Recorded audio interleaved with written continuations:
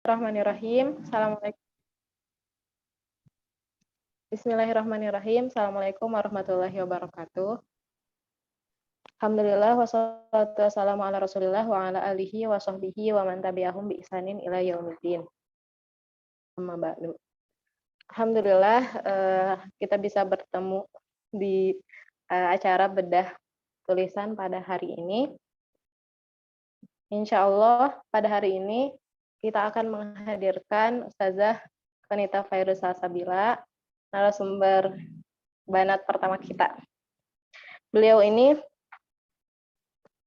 salah satu mahasiswi S2 di Dirosat Ulia Al-Azhar, tafsir ya, jurusan tafsir dan ulumul Quran. Sekarang udah di tingkat tamhidi 2 ya, Ustazah Qanita. Ya, insya Allah. Masih Masya liburan Allah. kok. Masya Allah, barakallahu fikum. Insya Allah pada pertemuan kita kali ini, tulisan yang akan Ustazah Qanita bahas berjudul Hal yajuzu at-tafsir birra'i. Betul begitu, Ustazah? Iya, insya Allah. Insya Allah. Nah, untuk mengefektifkan waktu, kita langsung aja serahkan kepada Ustazah Qanita. Ahlan, Ustazah, untuk menyampaikan penjelasannya.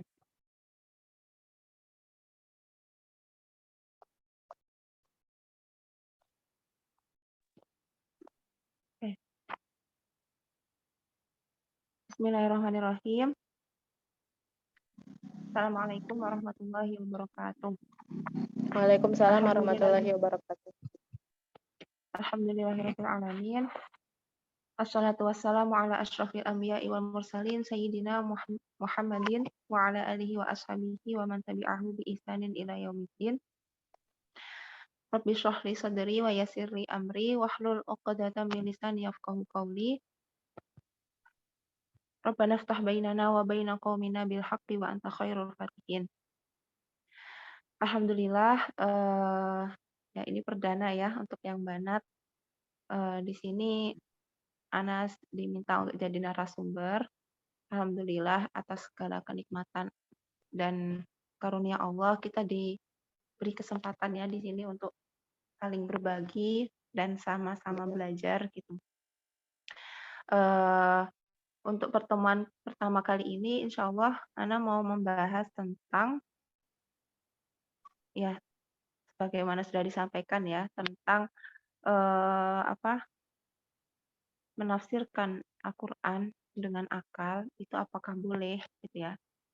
Nah di sini akan kita bahas sedikit tentang alasan Ana kenapa menuliskan tulisan ini ya, kenapa membahas atau mengangkat pembahasan ini, kemudian isi dari tulisan ini apa aja secara global.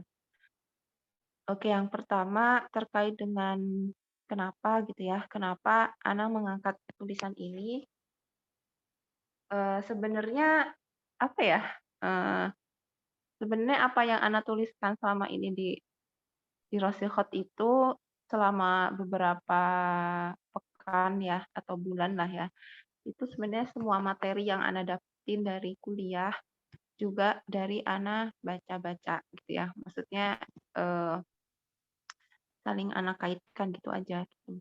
Karena pada dasarnya ilmu itu kan amanah ya, amanah bagi yang memilikinya gitu untuk senantiasa kita sampaikan gitu kan, untuk senantiasa dikaitkan gitu kan dengan kehidupan kita dan pengamalan pada kehidupan kita. Nah, sebenarnya dalam tulisan ini juga salah satu materi di kuliah gitu kan. Kalau di jurusan Ana itu tafsir wa ulumul Quran itu ada namanya madah Manahijul Mufassirin gitu kan. Yang di situ membahas tentang, kalau kemarin Tamhidi 1 itu memang membahas tentang tafsir birro'i gitu kan. Tafsir birro'i dan pembahasannya cukup luas gitu ya, karena memang materinya juga cukup banyak gitu, dan selain kita dapat materi secara teorinya gitu kan, juga kita disuruh praktek dengan membaca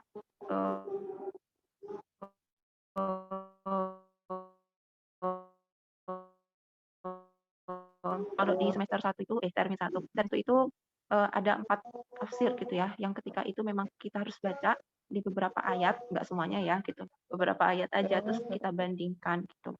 Tafsirnya itu eh, tafsirnya siapa ya? Imam Imam Qurtubi, terus Imam Rozi, Imam Abu Zahroh, Mm. sama Roshid Ridho gitu.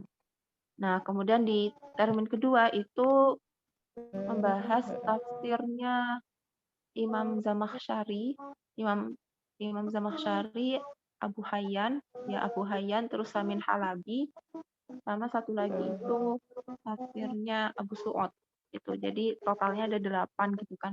Yang dalam setahun ini perlu kita bandingkan gitu. Masya Nah, Allah. tidak emang di sini tafsir-tafsir mereka itu apa ya, nahiyahnya itu macam-macam gitu ya. Ada yang mungkin lebih ke fikih, ada yang lebih ke i'rab, ada yang lebih ke balaghahnya, ada yang lebih ke apa itu namanya? Lebih ke qiraat juga gitu ya. Jadi macam-macam Mm. gitu. Ya intinya eh, di sini apa namanya? Dalam tulisan ini tuh Ana ingin membahas terkait dengan kedudukan menafsirkan dengan ROI gitu ya, dengan ROI di sini seperti apa gitu kan.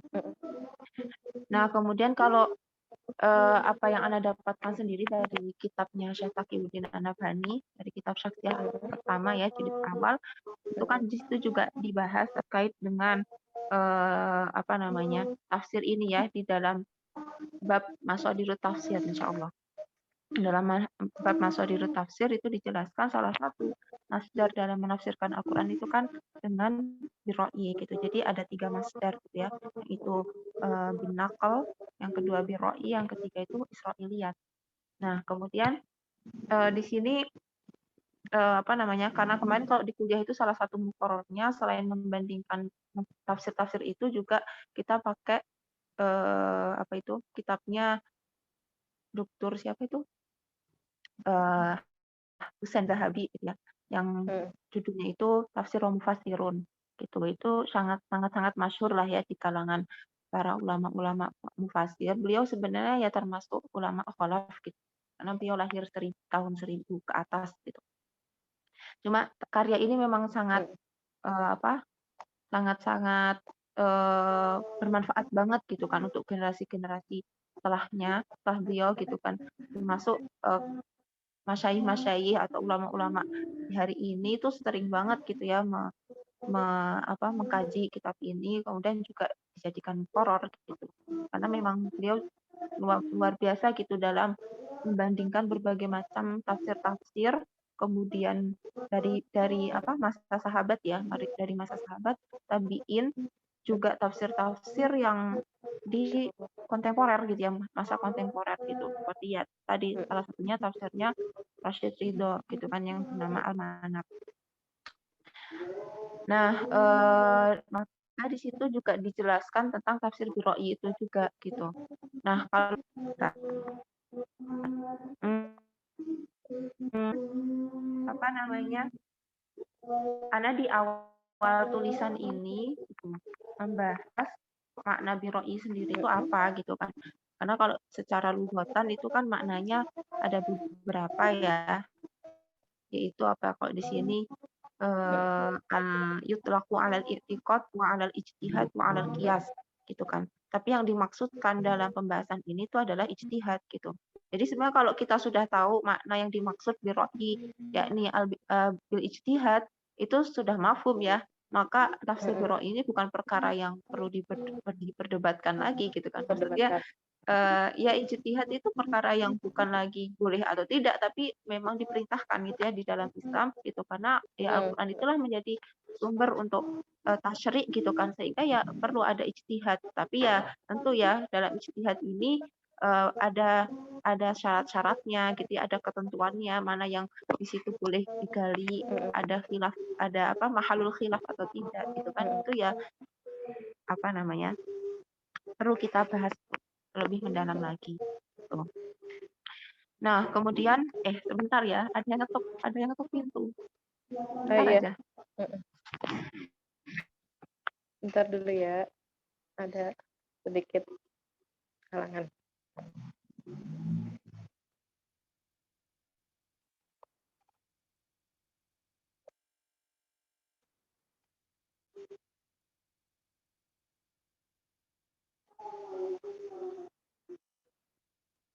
Mohon maaf teman-teman, sebentar ada halangan dulu.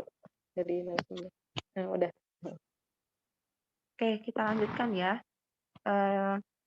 Kemudian ketika kita membahas tentang ijtihad, tentu ya, insya Allah banyak yang sudah memahami gitu kan bahwasanya ya ijtihad itu tentu pada ayat-ayat yang memang boleh di situ untuk digali gitu ya, tidak bisa terdapat khilaf di situ karena misalnya ayatnya masih dzanni gitu kan. Dan tentunya ketika berijtihad itu pun juga harus terpenuhi syarat-syaratnya, tidak sembarangan orang gitu ya, tidak sembarangan apa namanya, mentang-mentang lulusan tafsir gitu kan, atau misalnya sudah bergelar eh, apa Dokter. magister atau doktor gitu kan, apakah itu Profesor. menjadi akhirnya patokan gitu orang itu akhirnya mampu dan boleh berijtihad? Belum tentu gitu kan, karena syaratnya itu bukan gelar gitu ya, tapi syaratnya itu adalah malakahnya, kemampuannya dimiliki itu sudah memenuhi belum gitu ya, adawat-adawat yang harus dipenuhi, yang harus dimiliki itu sudah ada belum gitu kan. Nah, kemudian di sini apa namanya, ana singgung ya, sebenarnya di akhir-akhir gitu. Di akhir-akhir itu dibahas, yang itu pembahasan ini juga ana ambil dari tadi ya kitab Syafi'iyah itu bahwasanya ya ijtihad itu perkara yang memang diperintahkan gitu kan, dan kita lihat sendiri kalau tafsir-tafsirnya para sahabat itu ya para sahabat itu semuanya berijtihad gitu ya ketika menafsirkan ayat gitu. Jadi mereka itu para sahabat memang banyak yang ketika menafsirkan ayat itu apa namanya, nakola an Rasulillah gitu ya. Jadi mereka menjelaskan itu dari penjelasan yang disampaikan oleh Rasulullah, juga terkadang menyebutkan asbab nuzul dari suatu ayat itu gitu kan, atau mereka yaitu berijtihad ketika terdapat suatu lafaz yang memiliki banyak makna gitu kan, dengan kemampuan apa namanya, dan kemampuan dan pengetahuan mereka terhadap lughatul Arabiyah gitu kan, mereka akhirnya bisa menentukan gitu kan makna mana yang lebih tepat gitu kan untuk memahami ayat tersebut gitu.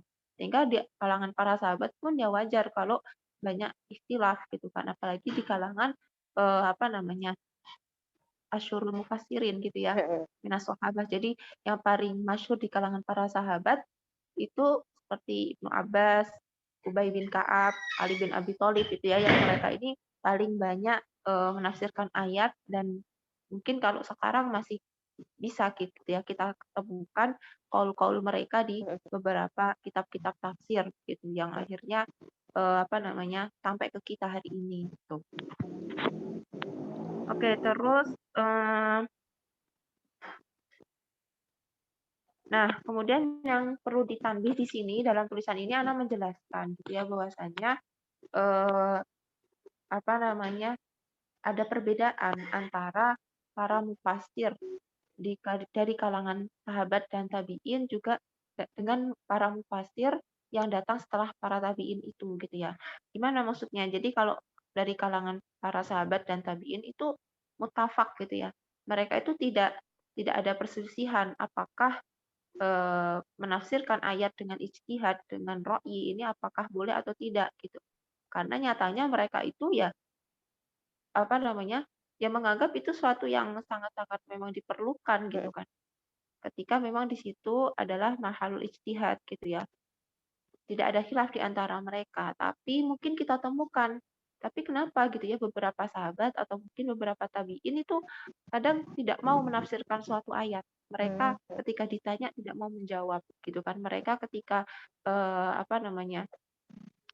Ketika ditanyai oleh sahabat yang lain atau muridnya gitu kan, tidak mau menjawab gitu, tidak mau menafsirkan ayat tersebut. Nah, itu bukan karena mereka menganggap tafsir bil ijtihad atau bil ra'yi itu perkara yang tidak boleh, tapi gitu kan, tapi pada ayat-ayat tertentu yang mereka ini belum yastakmil apa namanya, ada watahu gitu ya, ada watihi gitu. Mereka belum apa namanya, belum sempurna pengetahuannya atau apa namanya, ya tentang ayat tersebut, misalnya tentang asbab nuzulnya gitu ya, atau mungkin tentang makna dari lafaz-lafaz yang memang di situ mustarok gitu kan.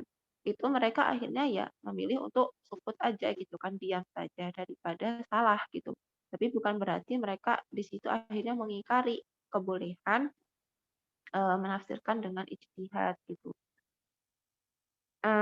Seperti itu ya.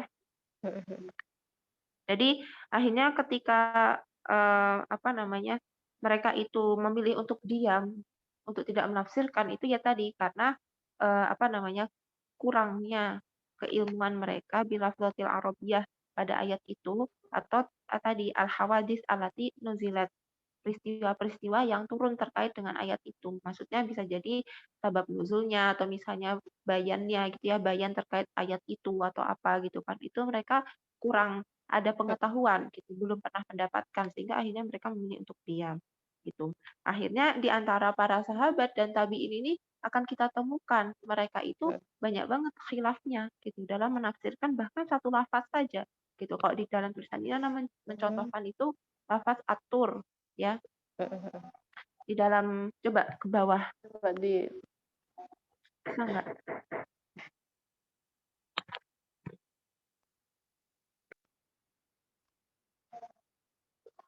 mungkin bisa di ini ke bawah.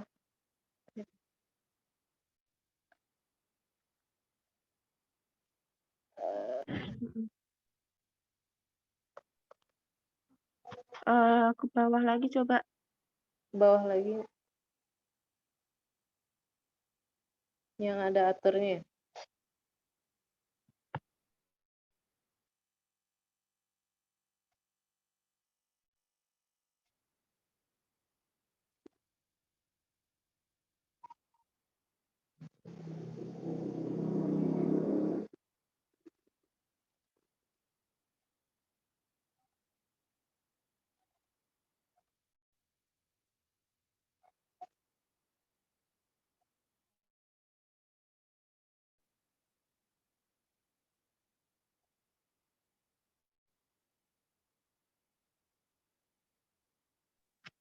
Ke bawah yang mana nih? Bawah lagi kayaknya masih ada Bawah nggak? lagi.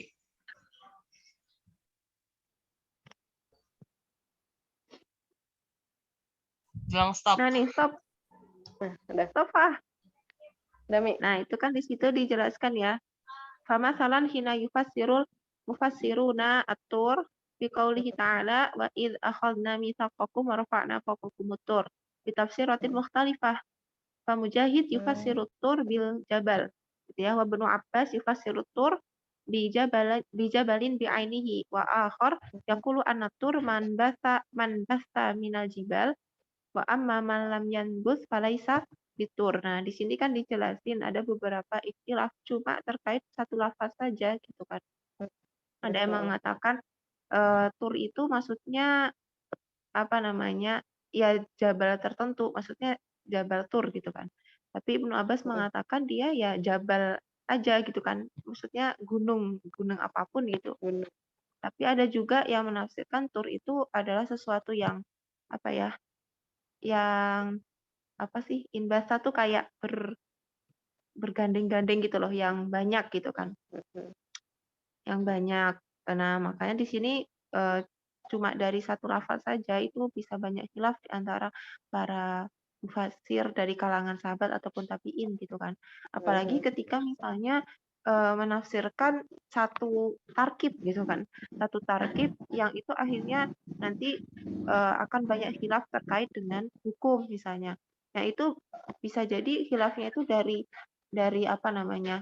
Mungkin masalah kiroatnya gitu ya, atau mungkin masalah sabab nuzulnya, kan sabab nuzul suatu ayat bisa juga banyak gitu kan.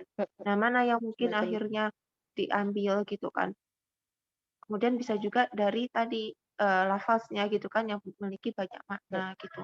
Nah, jadi sebab khilaf itu banyak gitu, dan itu merupakan perkara yang biasa aja gitu kan, ketika memang di situ ayatnya masih dhonni gitu, secara lafaznya masih dhonni gitu. Nah, maka khilaf mereka itu sebenarnya kembali lagi ke istilah umum ala arabiyah atau asbab mulazamatihim gitu kan. Jadi karena apa ya, istilah mereka, istilah itu ya sejauh mana sih gitu kan pemahaman dan pengetahuan kita terhadap bahasa Arab, juga selama apa, sebanyak apa mereka itu bermulazamah dengan Rasul, itu akan menyebabkan tadi munculnya khilaf gitu di antara para sahabat dan generasi setelahnya gitu. Nah, adapun ulama-ulama setelah mereka gitu ya, setelah dari tabi'in itu akhirnya kan melihat gitu kan, kok ada dari kalangan sahabat nih yang menafsirkan, tapi ada juga yang memilih untuk sukut gitu kan. Dari kalangan tabi'in juga seperti itu. Nah, akhirnya mereka menyimpulkan, akhirnya terpecah jadi dua gitu kan. Berarti sahabat tuh ada yang membolehkan, gini, sahabat dan tabi'in itu ada yang membolehkan, ada yang tidak membolehkan. Nah, itu kesimpulan yang tidak tepat. Padahal mereka itu ketika tidak menafsirkan itu bukan karena mereka mengingkari, gitu kan. Tapi mereka memang tadi ya belum punya pengetahuan terkait dengan ayat itu, atau belum sempurna gitu ya pengetahuan tentang ayat itu. Jadi mereka lebih memilih untuk apa namanya taharruj, berat gitu ya untuk menafsirkan, karena untuk hati-hati gitu, kehati-hatian mereka gitu. Nah, tapi akhirnya karena mereka mengamati tafsir-tafsir generasi sahabat dan tabi'in itu, maka para ulama setelahnya itu menyimpulkan gitu kan bahwasanya akhirnya mereka menyimpulkan bahwasanya bukan menyimpulkan, mereka akhirnya ya menyimpulkan, kemudian akhirnya terpecah menjadi dua gitu kan, ada yang membolehkan, ada yang tidak membolehkan gitu. Nah, kemudian itu ya, kemudian dijelaskan di dalam kitab Syakhsiyah gitu kan, bahwasanya akhirnya ulama-ulama setelahnya itu terpecah menjadi dua kelompok gitu kan. Nah, tapi pada dasarnya kalau misalnya kalau Ana dapatkan dari yang di kuliah itu ya, dari kitab tadi Tafsirun Fasirun itu karena kalau Dr. Hussein Zahabi ini sepertinya lebih akhir gitu ya, lebih akhir daripada Syekh Taki gitu. Nah, beliau ini kayak menarik kesimpulan gitu sebenarnya dalam rangka untuk tidak menimbulkan perpecahan gitu kayak. Jadi akhirnya khilaf di antara dua kelompok ulama yang membolehkan atau tidak itu sebenarnya hanya khilaf lafzi saja gitu. Maksudnya yang ketika mereka itu tidak membolehkan, mereka menggunakan berbagai macam dalil dari Al-Qur'an, dari As-Sunnah, dari perbuatan para sahabat atau tabi'in yang mereka itu tidak mau menafsirkan ayat gitu kan. Itu sebenarnya akhirnya mereka menyimpulkan tidak boleh gitu kan. Itu sebenarnya akhirnya tidak boleh ketika tadi belum yastakmil, belum sempurna gitu kan adawatnya, kemudian surut-surut mufasirnya gitu ya, kemudian juga keilmuannya intinya belum lengkap gitu ya, belum memiliki kemampuan gitu. Nah, adapun yang membolehkan berarti ya ketika mereka menggunakan dalil Al-Qur'an, bahwasanya Al-Qur'an itu kan memerintahkan untuk tadabburi, Rasulullah juga memerintahkan untuk berijtihad dan lain sebagainya gitu ya.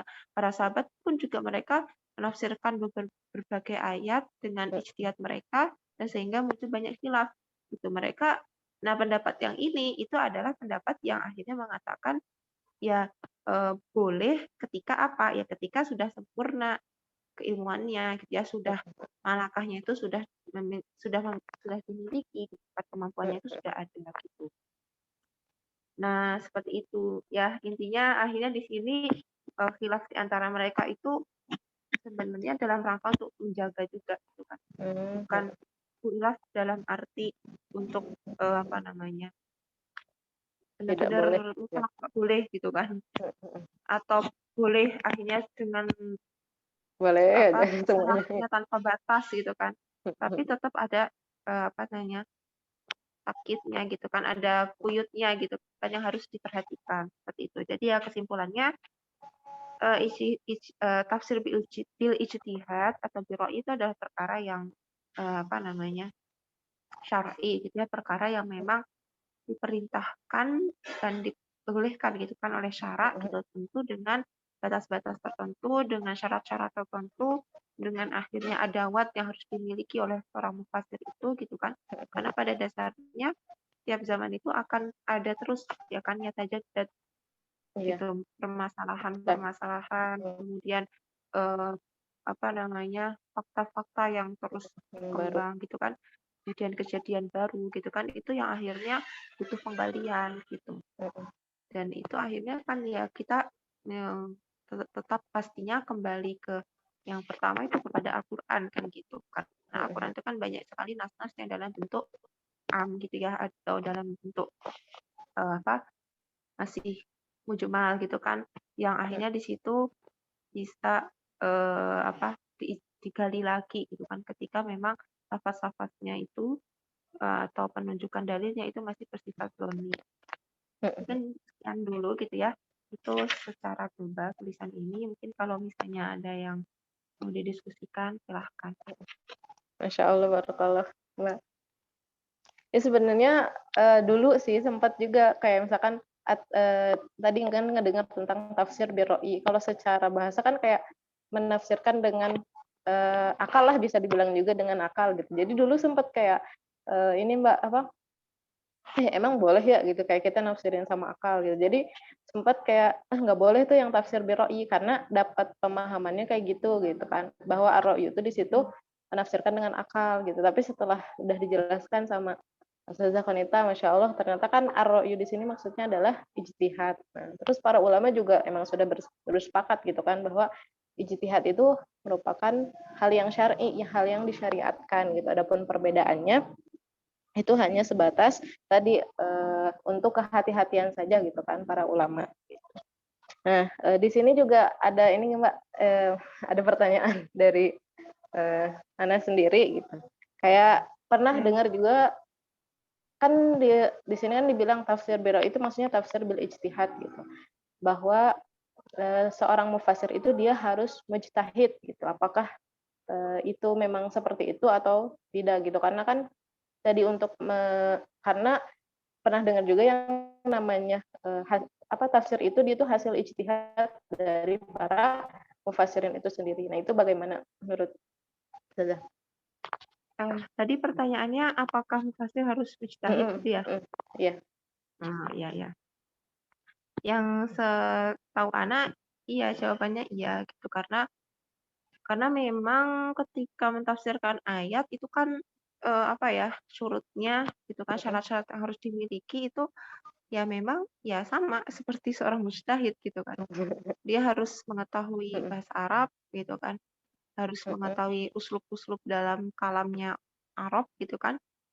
Itu kan kemudian juga harus mengetahui manukilan Rasulillah gitu kan, apa-apa yang itu sudah disampaikan oleh Rasulullah berupa bayat terhadap ayat itu atau misalnya asbabun nuzul terkait ayat itu gitu kan. Itu juga harus diketahui gitu kan. Kemudian dengan itu semua gitu kan, itu akhirnya dia bisa menggali gitu ayat. Nah, kalau sebenarnya di mungkin kalau kita belajar juga manhaj mufassirin itu kan juga dibahas juga sih sebenarnya kan, kalau harus memiliki 15 bidang keilmuan yang harus dikuasai gitu kan. Itu ya diantaranya ya termasuk ilmu ushul fiqh gitu kan, termasuk juga ya hadis gitu kan, kemudian juga nasikh mansukh, asbabun nuzul, kemudian ya nahwu, shoroh, balaghah, istiqaq dan lain sebagainya gitu kan. Ya intinya emang harus banyak sekali yang dikuasai, ilmu qiraat juga gitu kan. Kalau misalnya di dalam ayat itu memang banyak ada khilaf dalam bacaannya gitu kan. Nah, sehingga akhirnya nggak bisa gitu kan kalau dia cuma memiliki pengetahuan terkait dengan bahasa Arab saja gitu kan, atau hadis saja, atau dia cuma mengetahui tentang Al-Quran aja gitu kan, dia mungkin banget Al-Qurannya, dia juga tahu khilaf-khilaf bacaannya, itu nggak bisa gitu, cuma pada satu aspek saja gitu. Makanya sebenarnya ya ini perkara yang cukup berat gitu kan, cukup berat dan memang membutuhkan waktu yang pasti sangat-sangat panjang sekali gitu kan untuk sampai pada derajat itu. Gitu. Nah, kalau tadi kan mungkin apa namanya disampaikan ya kalau misalnya pakai akal, kan seolah-olah kayak bebas gitu kan. Kayak seolah-olah kalau kita terjemahnya pakai akal gitu kan, itu kan seolah-olah ya akal manusia secara bebas gitu ya. Makanya akhirnya di sini kenapa bil ijtihad kita katakan bil ijtihad karena akhirnya kalau misalnya kita maknai dengan ijtihad, nah ijtihad sendiri itu kan punya makna, punya syarat gitu ya, punya akhirnya penjelasan gitu kan yang itu memang harus dipahami ijtihad itu seperti apa, ijtihad yang sahih gitu kan, yang benar menurut syara itu seperti apa gitu. Kalau cuma sekedar dengan akal gitu kan, ya semua manusia punya akal gitu kan, tapi apa akhirnya semua semua orang yang mungkin juga dikatakan seorang alim itu memiliki kemampuan berijtihad atau memiliki adawat tadi ya, alat-alat yang digunakan untuk berijtihad kan tidak gitu kan. Maka akhirnya kalau kita temukan ya, Ana mungkin nulis di judul tulisan yang lain ya, itu terkait dengan ada juga gitu kan akhirnya mufasir-mufasir yang itu mereka menafsirkan ayat malah akhirnya ngawur gitu ya istilahnya. Itu karena ya itu tadi bisa jadi disebabkan karena kurangnya gitu kan, adawatnya tuh ada yang belum terpenuhi gitu kan. Atau memang akhirnya tidak memahami batas-batas yang mana harus digali, mana yang tidak gitu kan. Mana yang itu sudah qot'i, mana yang di situ dzanni sehingga boleh ada ijtihad gitu. Sehingga akhirnya ya benar gitu kan kalau akhirnya ketika kita mungkin mendengar tafsir dengan akal itu kadang ya memang terjadi juga di masa-masa ini gitu kan atau di masa-masa kemunduran Islam gitu ya, di masa-masa mungkin akhir kekhilafahan Islam gitu kan itu ada tafsir-tafsir yang memang di situ akhirnya keluar dari batas yang memang diperbolehkan gitu.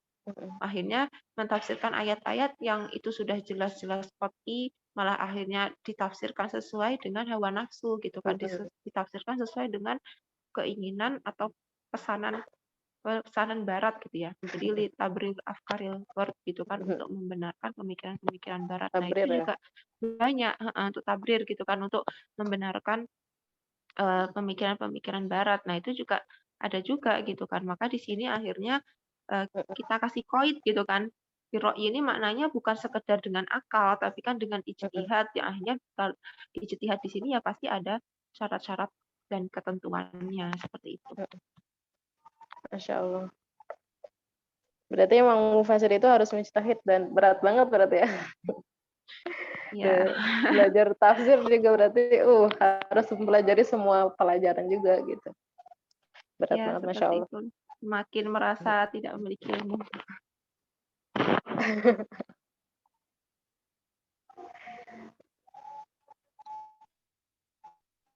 Oke, ada yang mau ditanyakan lagi? Yang ada yang mau bertanya? Ada satu.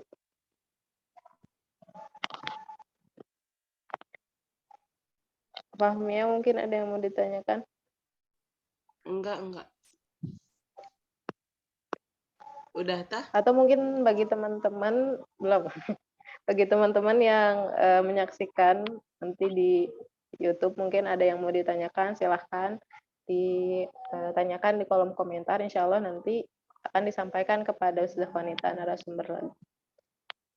Mungkin kalau tidak ada yang diskusikan lagi, Ustazah wanita bisa memberikan closing statement-nya atau ada yang mau disampaikan? Apa ya?